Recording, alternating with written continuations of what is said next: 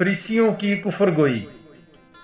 मुकद्दस मरकस की अंजील उसका 3 बाब 22 ता 30 आयात तक। और फकी जो यरूशलेम से आए थे कहते थे कि इसमें बाल ज़बूल है, और ये कि ये बदरूहों के सरदार की मदद से बदरूहों को निकालता है।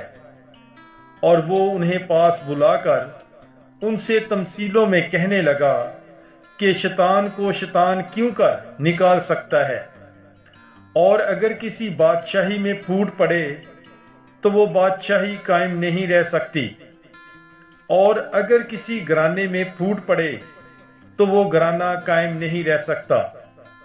और अगर शैतान अपना ही मुखालफ हो और उसमें फूट पड़े तो वो कायम नहीं रह सकता, बल्कि उसका खात्मा हो जाता है।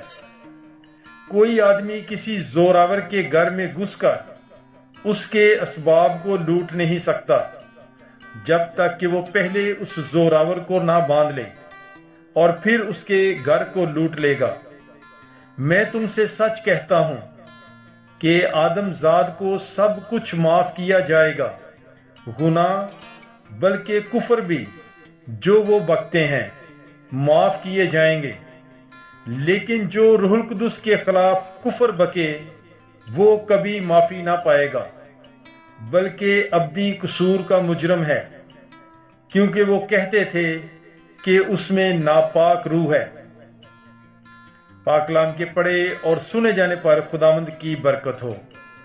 खुदा का शुक्र हो। God bless you. Bible is life.